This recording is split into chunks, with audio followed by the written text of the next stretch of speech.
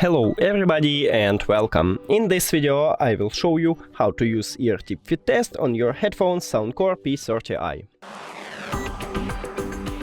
You have to start by opening the application.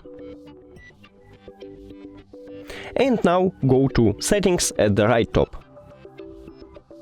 Right here at the top we have fit test, so click on it.